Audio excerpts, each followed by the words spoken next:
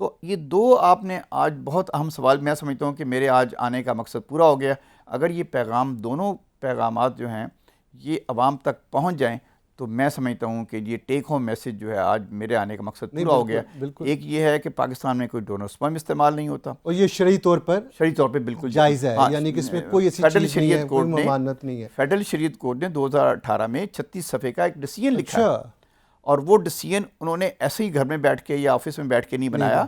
انہوں نے ہمارے جتنے بھی سیکٹ ہیں، شیعہ ہیں، سنی ہیں، اہل حدیث ہیں، پھر جامعہ الازہر قائرو، سعودی عرب، ایران سے فتوے لے کے انہوں نے ڈیسیژن لکھا ہے. اور انہوں نے یہ لکھا ہے کہ یہ IVF اگر ہسبینڈ اور وائف کے سپرم اور ایگز یوز کیے جائیں تو شریعت کے مطابق بالکل یہ جائز ہے، یہ ناجائز. انہوں نے بڑا کلیئرلی لکھا ہے اگر ڈونر سپرم یوز کیے جائیں یا ڈونر ایگ یوز کیے جائیں تو وہ اسلام کے اندر اس کی اجازت نہیں ہے.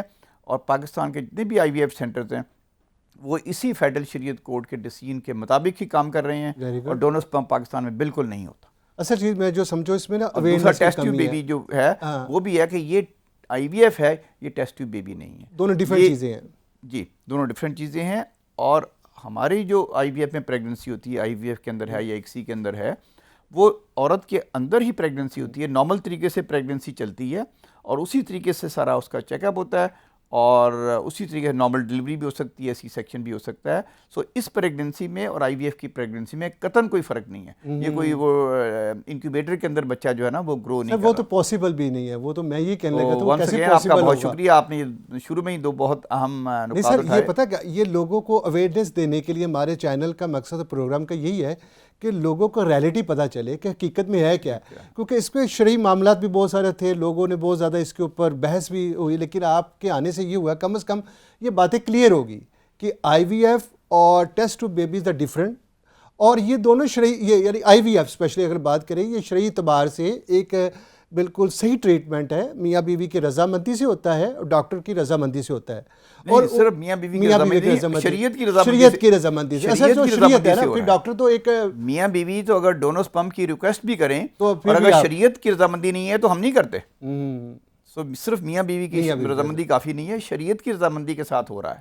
یہ بات کلیئر ہوگی جی آج کہ IVF حلال ہے اور جو ڈونر سپرم ہے وہ حلال نہیں ہے، وہ شرعی طور کے اوپر اس کی اجازت نہیں ہے. یہ بات ایک کلیئر ہو گئی ہے، یعنی کہ یہ کنفیوژن تھی دونوں. میں تھوڑا سا جی پلیز آپ بتائیے. IVF حلال تب ہے اگر IVF میں منکوحہ ہسبینڈ اور وائف کے سپرم اور ایگ یوز کیے گئے ہیں.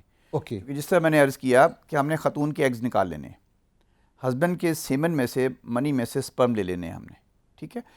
اگر وہ منکوحہ ہسبینڈ اینڈ وائف ہے، ان کا نکاح ہو چکا ہے، ہم شناختی کارڈ بھی چیک کرتے ہیں ان کے، اور وہ ہم لیبارٹری میں ان کا ملاپ کرا کے، ایگ اور سپرم کا ملاپ کرا کے 4 یا 5 دن کے بعد وہ ایمبریو عورت کے رحم کے اندر ہم رکھ دیتے ہیں، تو یہ شریعت میں الاؤڈ ہے اور ہم کرتے ہیں. ٹھیک ہے.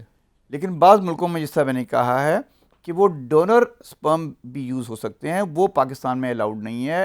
ہم یا پاکستان کا کوئی IVF سینٹر اس کی پریکٹس نہیں کر رہا، وہ ہو ہی نہیں رہا. یہ وہ ہو ہی نہیں رہا، نہ شریعت میں اس کی اجازت ہے، ڈونر سپرم کی شریعت میں نہ اجازت ہے، نہ ہم پریکٹس کر رہے ہیں.